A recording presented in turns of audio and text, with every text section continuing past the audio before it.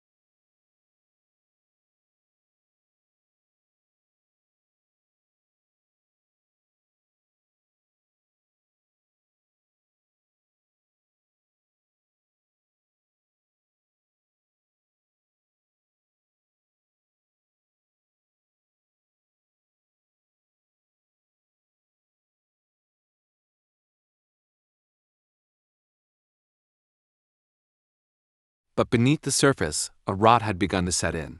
Subtle at first, like a faint, unsettling scent that one struggles to identify. It began with the late nights, then the increasingly frequent business trips, the new phone that Mark kept meticulously out of sight, always face down, always locked.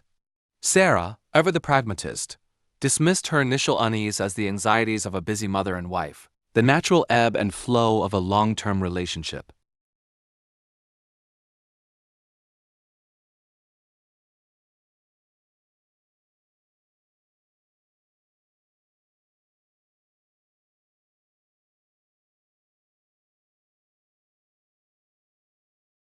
She told herself that Mark was under immense pressure, that his focus was solely on his company, on providing for their family. She wanted to believe it desperately.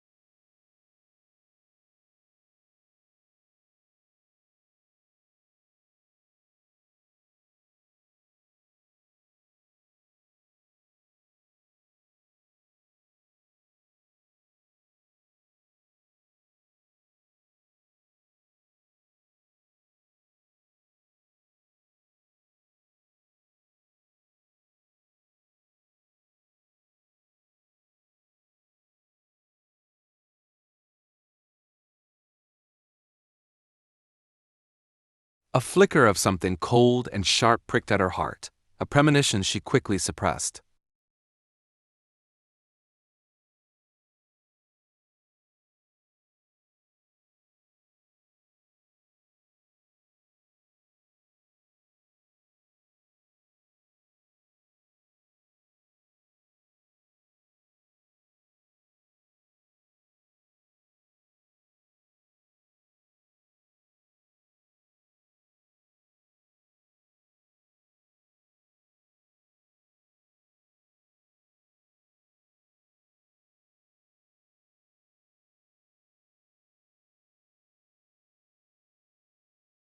Then came the perfume.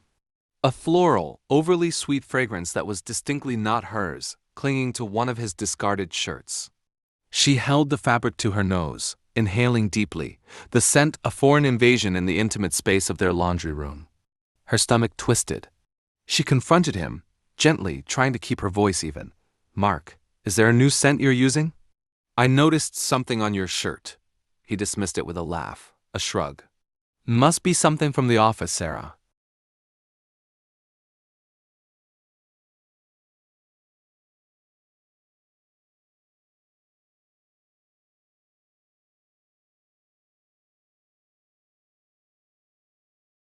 You know how many different people I interact with?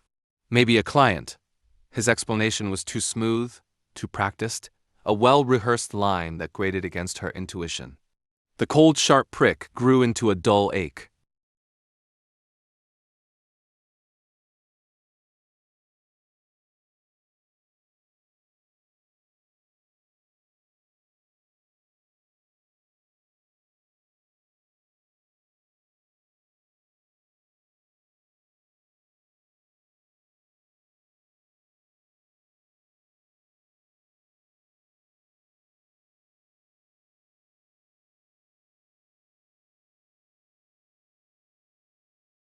The changes became more pronounced, more frequent.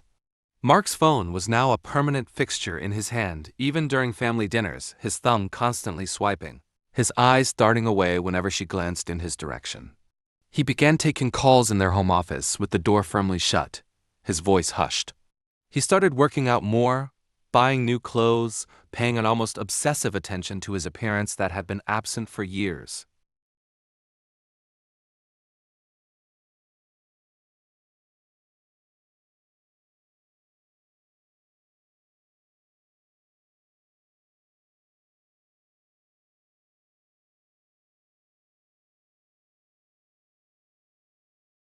He'd arrive home late, sometimes past midnight, smelling faintly of expensive cologne and occasionally that cloying floral perfume. His excuses varied: a last-minute investor meeting, a critical server issue, a team-building dinner that ran longer than expected. Each explanation was plausible on its own, but together they wove a tapestry of deception that Sarah's mind, despite her desperate attempts to deny it, was beginning to piece together.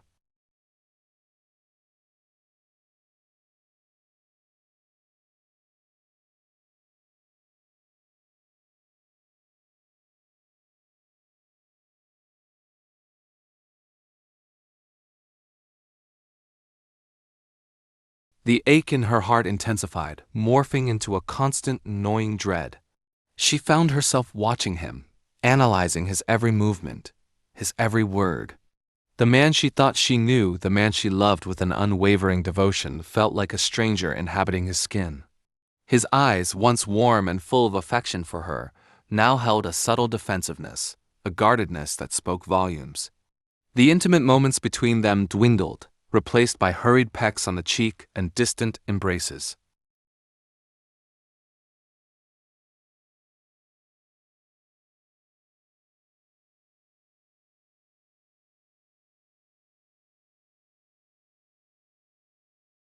When she tried to talk to him, to bridge the growing chasm between them, he would deflect, become agitated, or simply shut down, claiming exhaustion.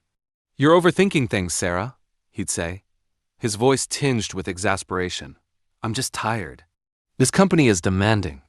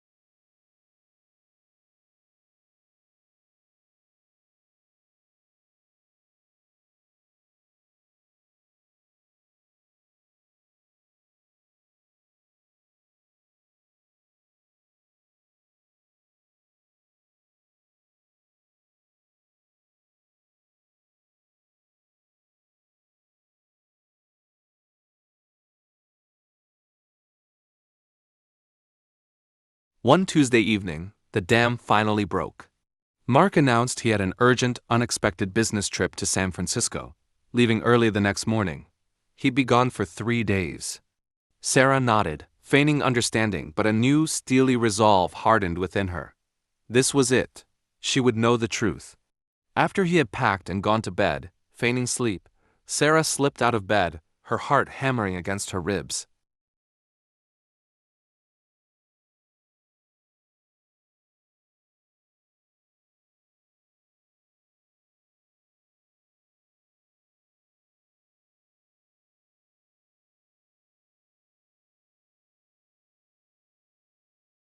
She went to his study, a room he usually kept locked when he wasn't in it. But tonight, in his haste, he had left the key in the lock.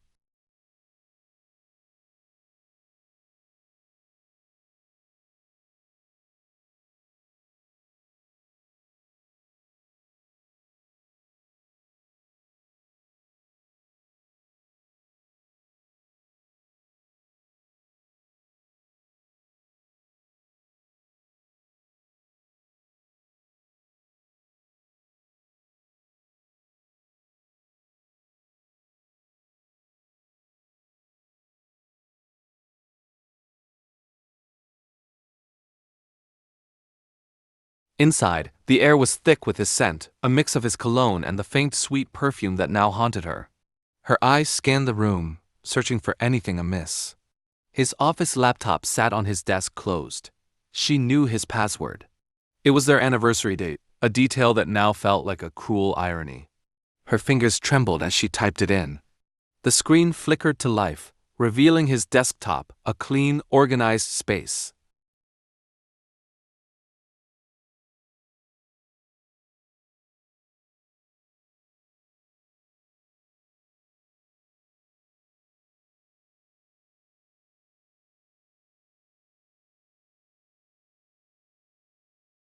She navigated to his email, then to his calendar.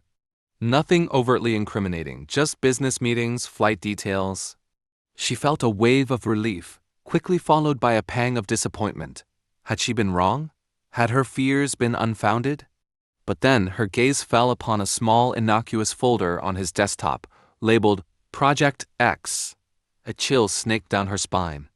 Mark never used code names for projects, especially not on his personal desktop.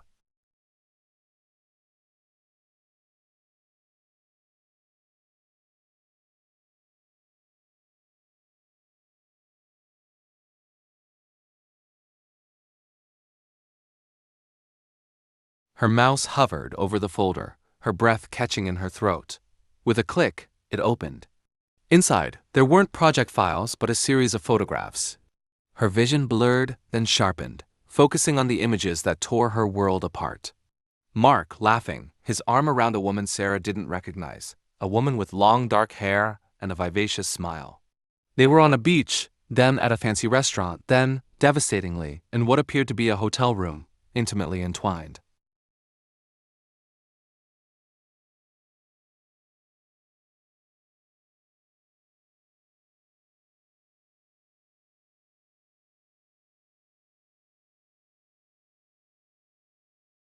The woman was wearing the same floral perfume, Sarah realized, the scent now searing itself into her memory as the smell of betrayal.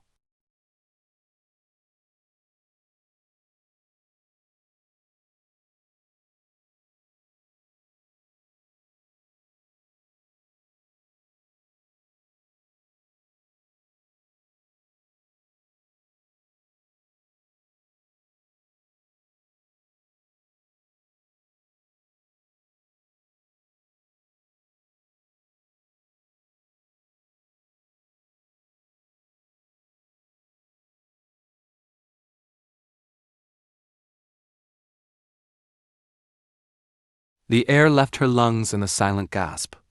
A wave of nausea washed over her, so potent it threatened to buckle her knees. She gripped the edge of the desk, her knuckles white. Her eyes devoured each image, each one a fresh stab to her heart, confirming her deepest, most terrifying fears. The woman was younger, strikingly beautiful, radiating an effortless charm that Sarah felt had long since faded from her own life.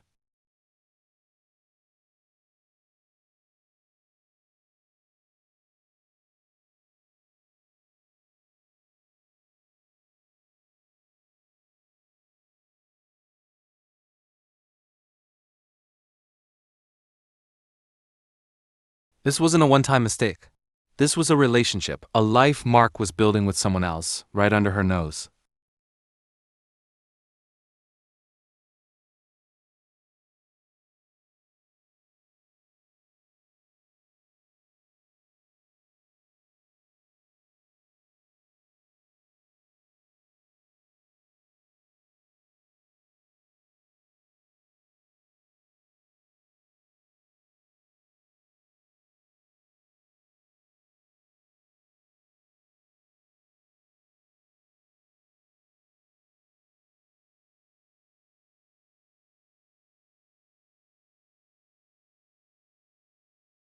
The name on the booking confirmation for the San Francisco trip, which she found in a subfolder, solidified the horror. A single room booked, but with two names listed on the itinerary: Mark and Emily Thorne. Emily Thorne. The name echoed in the silent room, a death knell for her marriage, for her trust, for everything she had ever believed about her husband.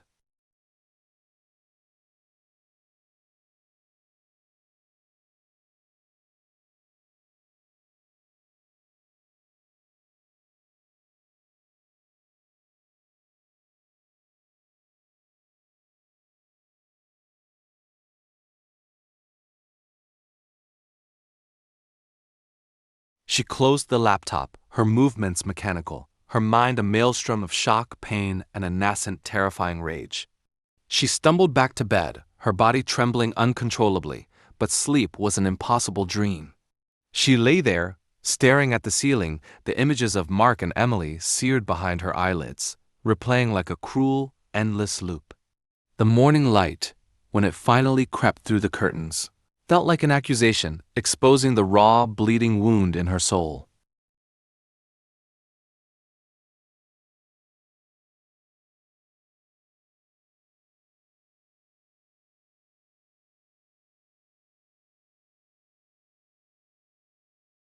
Mark left for his business trip with a perfunctory kiss on her forehead, oblivious to the tempest raging within her. Sarah watched him go, a hollow ache where her heart used to be. The children were still asleep, innocent of the devastation that had just engulfed their family. Sarah felt a profound loneliness, a sense of utter isolation. She was adrift, shipwrecked on the shore of her own shattered life.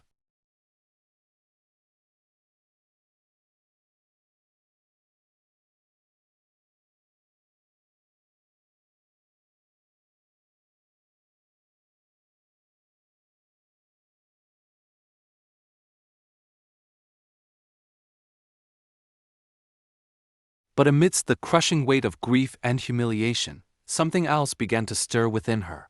A cold, hard resolve, an unyielding determination that slowly, meticulously began to push aside the pain. She was not just a grieving wife. She was an architect. She built things.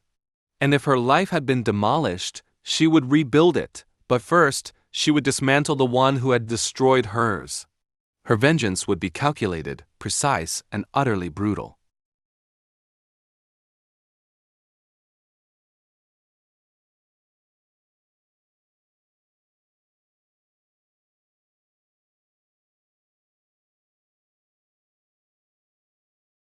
The initial shock gave way to a chilling clarity. Sarah realized she had two choices: crumble into despair, or rise from the ashes, forge a new path. The latter, fueled by an anger so profound it felt like a physical entity within her, became her only option. She would not be a victim. She would be the architect of his downfall.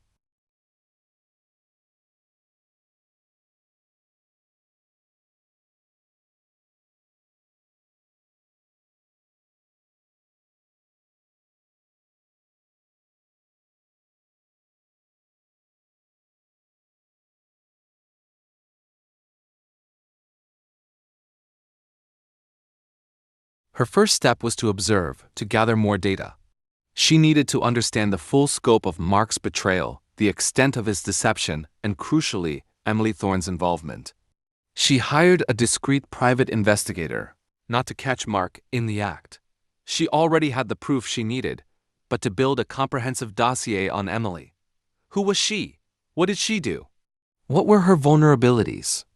Sarah needed to know every detail, every connection, every weakness.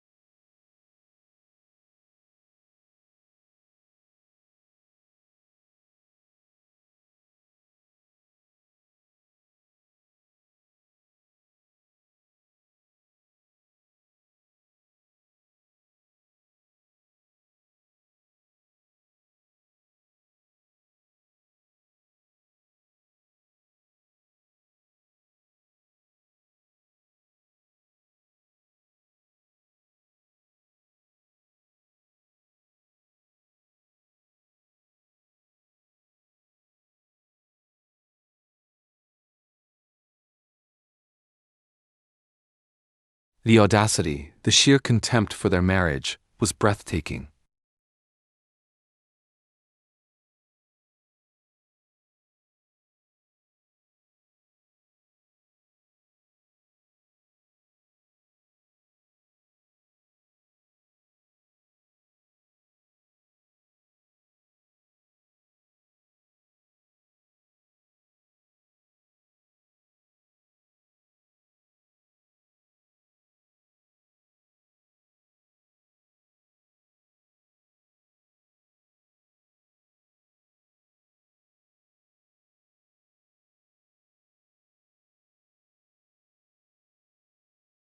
Sarah's rage solidified into a cold, hard stone in her gut.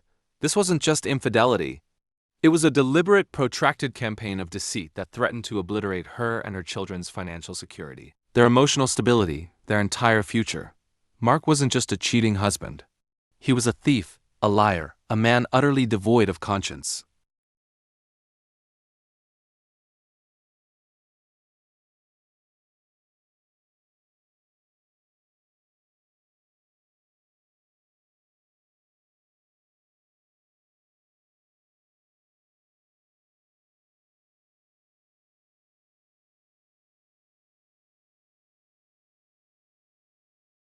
The calculated aspect of her vengeance began to take shape.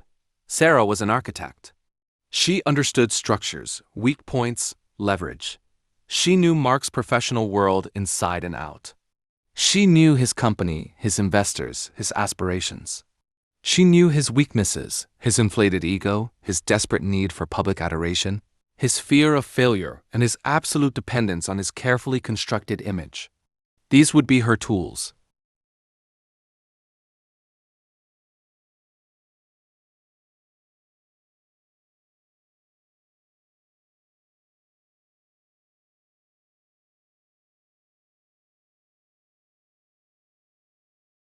She began by meticulously documenting everything. Every photograph, every email, every financial transaction that indicated Mark's infidelity and misuse of funds. She created a timeline, cross-referencing dates, locations, and expenses. She consulted with a divorce attorney, a sharp, no-nonsense woman named Evelyn, who listened with a grim expression as Sarah laid out her evidence.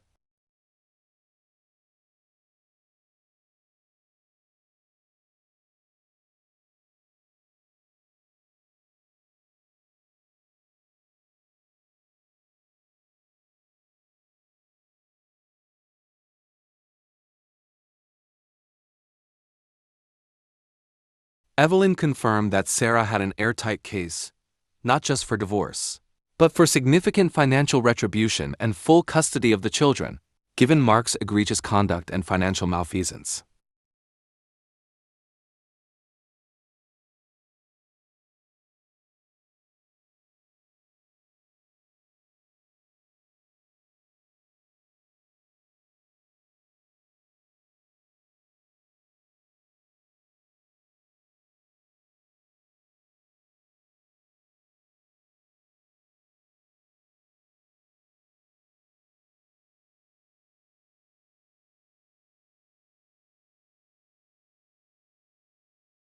But Sarah didn't want a quiet, amicable divorce. She wanted justice.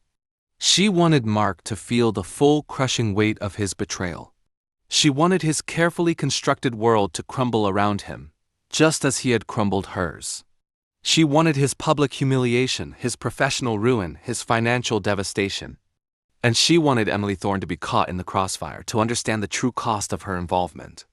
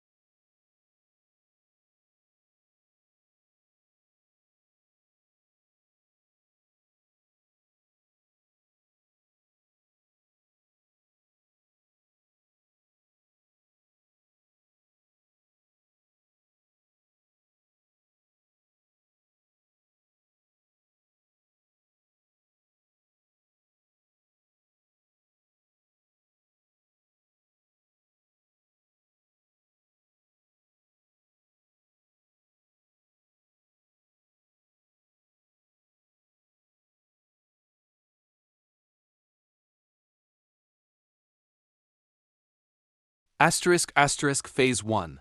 The Financial Squeeze. Sarah knew Mark had been secretly transferring money from their joint savings into a private account she hadn't known about. With the help of Evelyn, she moved swiftly. First, she emptied their joint savings account, transferring every last penny into an account solely in her name. She changed the passwords to all their shared online banking and investment accounts. She knew Mark would notice eventually, but by then it would be too late.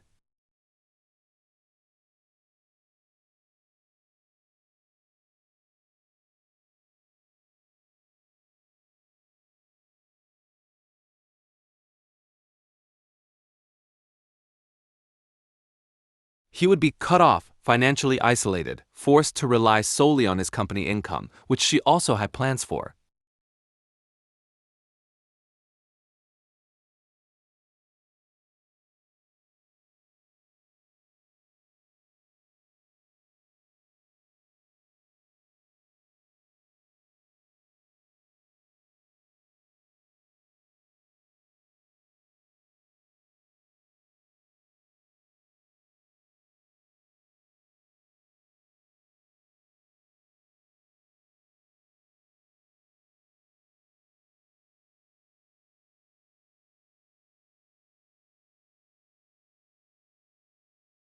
Next, she began to subtly undermine his credit.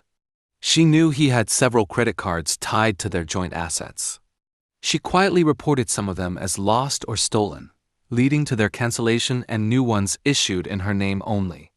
She also subtly alerted a few key creditors to irregularities in his spending patterns, triggering internal audits that would inevitably flag his misuse of company funds for personal expenses and the affair.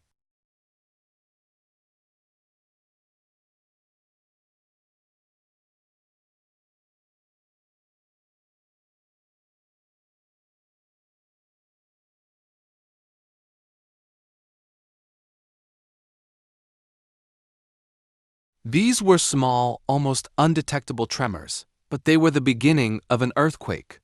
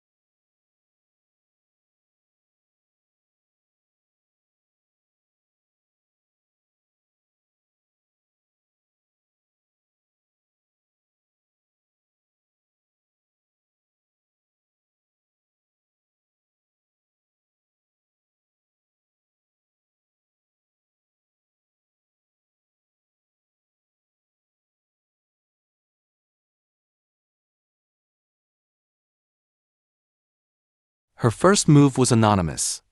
She created a burner email account and over several weeks sent carefully curated, heavily redacted snippets of the evidence she had gathered to key members of Mark's board and a few influential investors. The emails were vague enough to avoid direct accusation but specific enough to raise serious questions.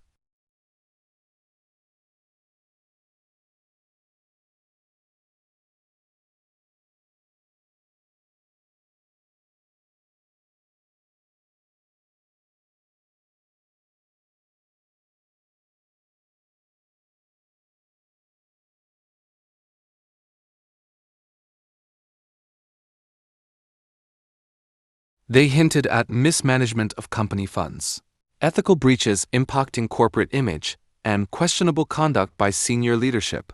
Email contained a single irrefutable piece of evidence: a blurred photo of Mark and Emily at a company event, a screenshot of an expense report showing a luxury hotel stay disguised as a client meeting, a calendar entry for a San Francisco business trip, with Emily's name subtly visible.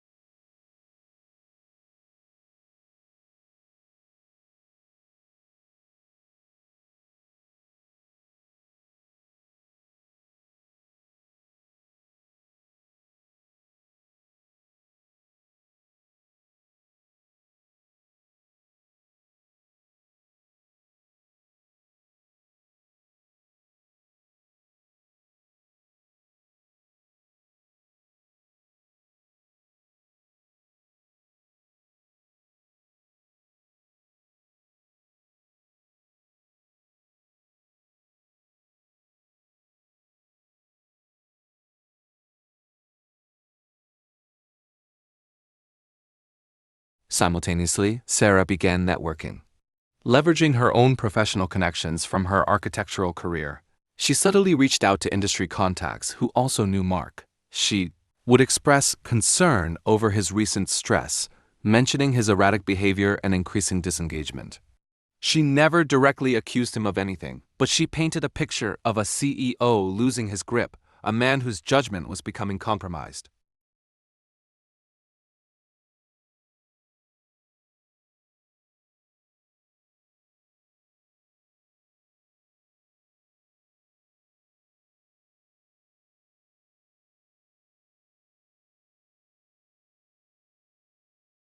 Whispers, she knew, could travel faster and do more damage than shouts.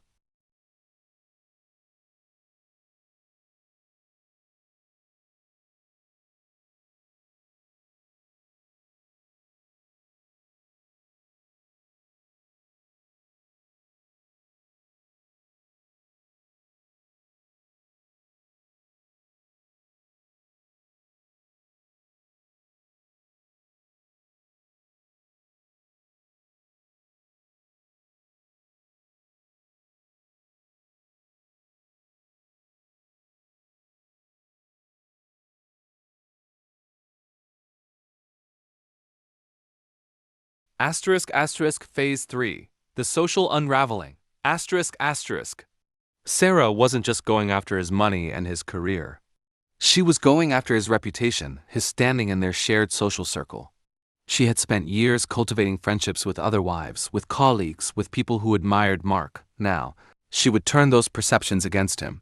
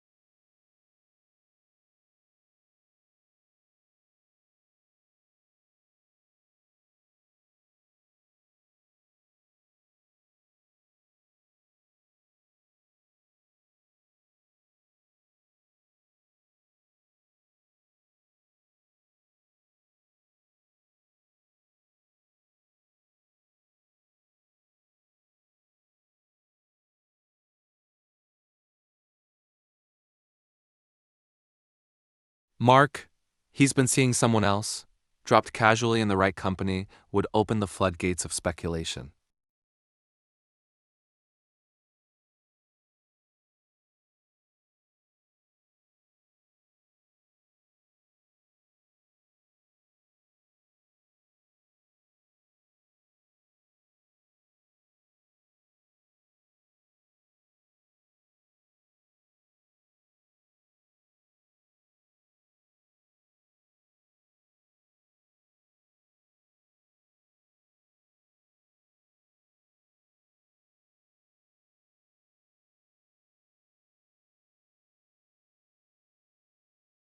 She then orchestrated a carefully timed accidental encounter.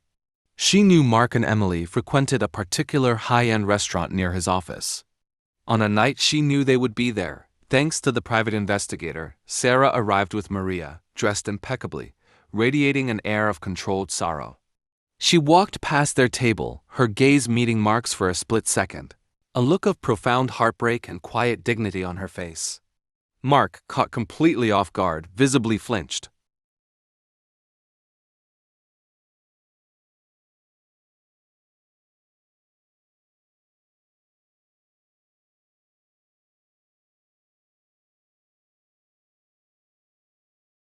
Emily, oblivious at first, quickly realized the implication as she saw the stunned silence that fell over the restaurants. Patrons who recognized both Sarah and Mark. The whispers began immediately.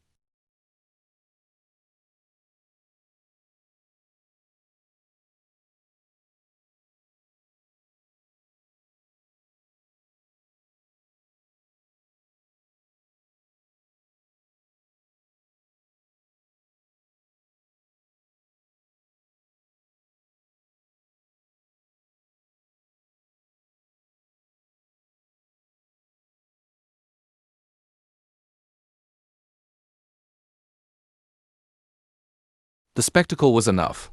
Sarah left shortly after, leaving Mark and Emily to stew in the uncomfortable silence and the knowing glances of their peers. The story would spread like wildfire through their social circles, fueled by eyewitness accounts of Mark's guilt and Sarah's stoic suffering.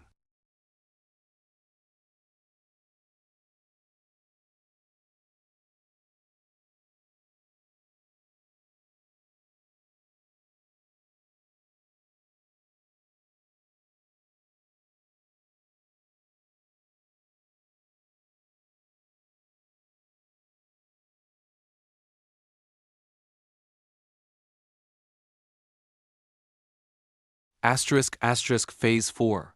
The brutal revelation. Asterisk asterisk.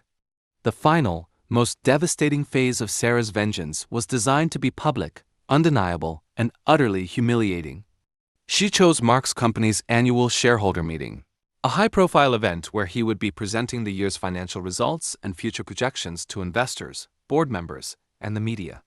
This was his stage, his moment of glory, and it would be her moment to tear it all down.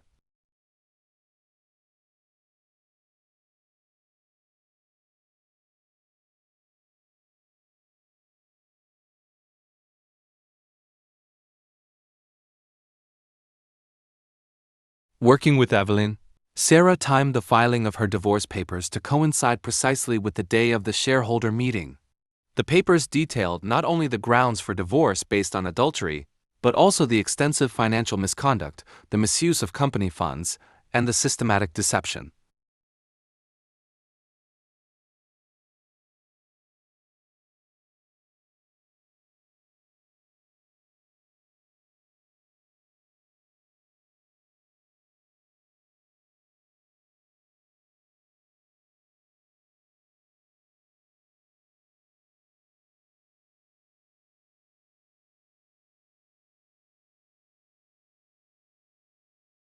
Crucially, the filing included all the irrefutable evidence: the photographs, the expense reports, the travel itineraries, and even a detailed timeline of Mark and Emily's affair, meticulously compiled by the private investigator.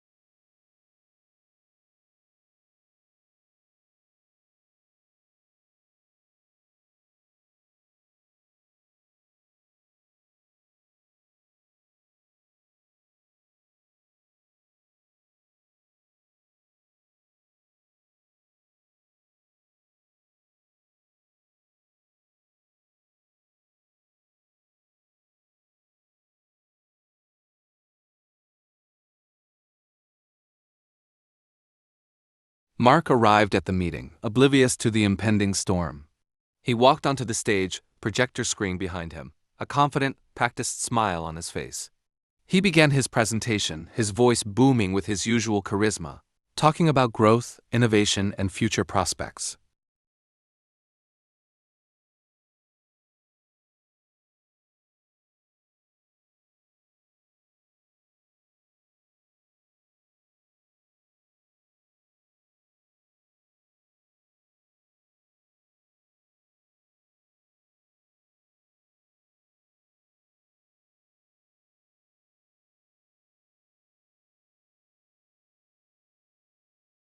But the atmosphere in the room was tense.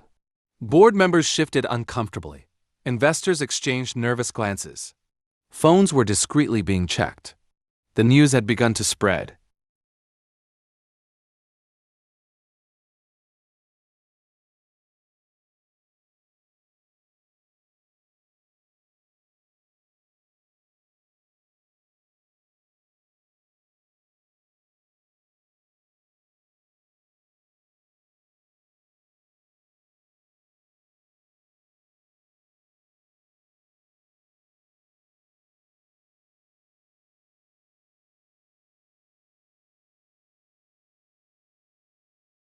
Midway through his presentation, a journalist from the financial news outlet, armed with the leaked documents, stood up.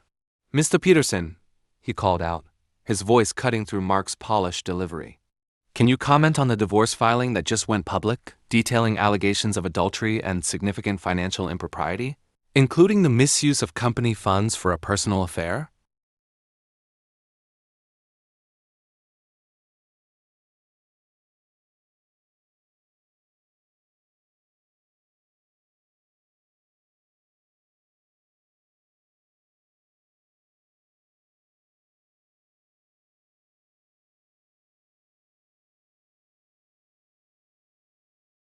The question hit Mark like a physical blow. His confident smile faltered, his face paling. The room erupted in murmurs. Mark stammered, trying to dismiss it as a personal matter, a smear campaign. But the journalist pressed on, reading excerpts from the divorce filing, mentioning specific dates, locations, and the name Emily Thorne, who was also present in the audience, looking utterly terrified.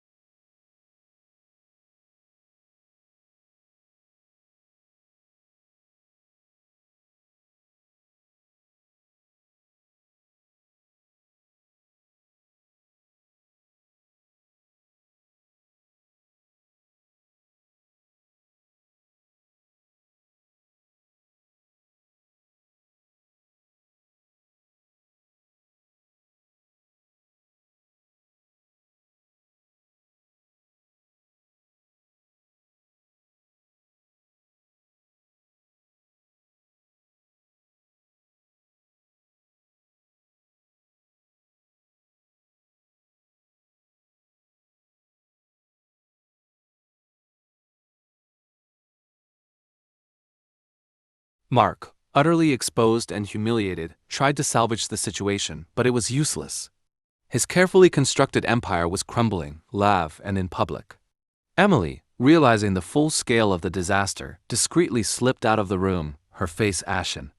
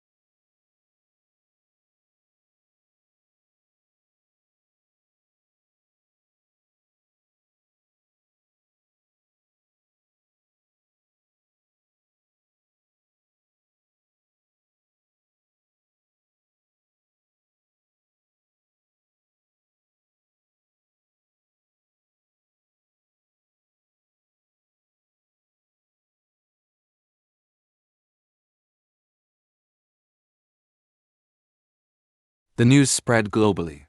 Mark Peterson, once a lauded figure in the tech industry, became a cautionary tale, a pariah. His fall from grace was swift and absolute, fueled by the very public nature of his betrayal and Sarah's calculated, brutal revenge.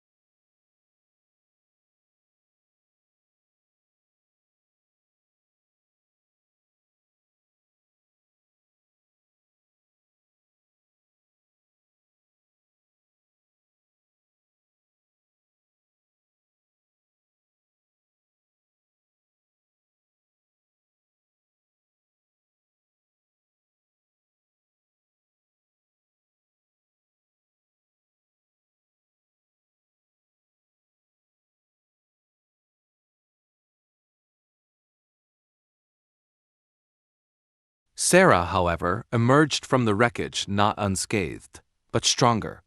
The divorce settlement was substantial, ensuring her and her children's financial security. She regained full ownership of their home, the very sanctuary Mark had defiled.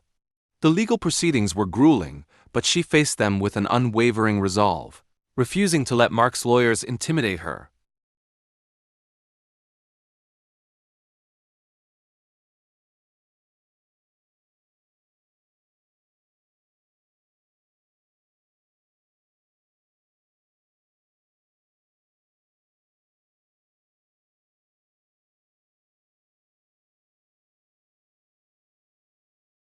The emotional scars remained deep and painful, but they were no longer bleeding.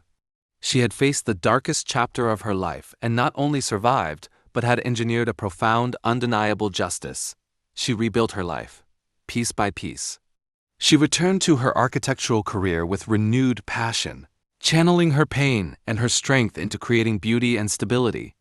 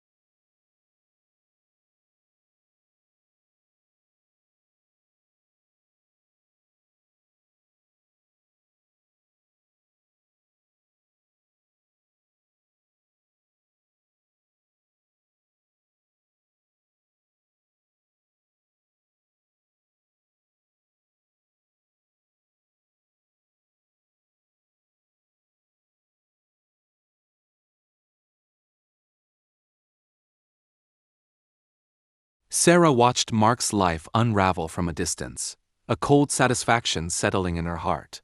He lost everything: his company, his wealth, his reputation, his family. He was forced to move into a small apartment, his lavish lifestyle a distant memory. He became a ghost, haunted by the consequences of his actions. Emily Thorne too faded into obscurity, her dreams shattered.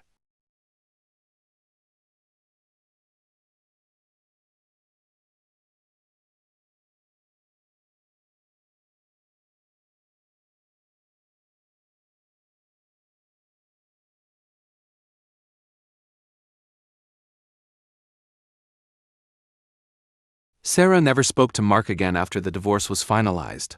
She didn't need to. Her actions had spoken volumes. She had shown him and the world that betrayal carries a price, and that the vengeance of a woman scorned, when calculated and precise, can be the most brutal force of all. Her story became a testament to resilience, to the quiet power of a broken heart transformed into an instrument of justice. She had been betrayed, but she refused to be destroyed.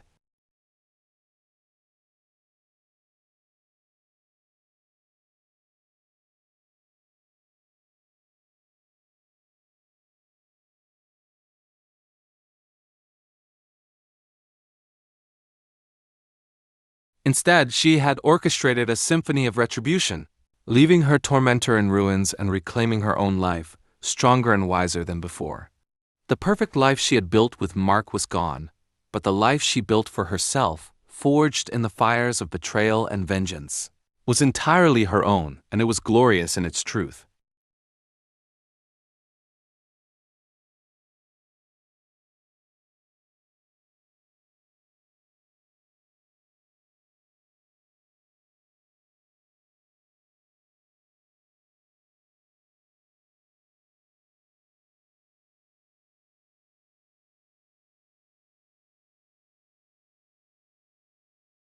This story, like so many others of betrayal and the justice that follows, reminds us that while love can be blind, a woman's wrath, when provoked, sees with chilling clarity. If you found yourself gripped by Sarah's journey from heartbreak to calculated vengeance, if you appreciate the intricate dance of justice served, then make sure to hit that like button. Subscribe to our channel for more stories of betrayal and retribution, and share your thoughts in the comments below.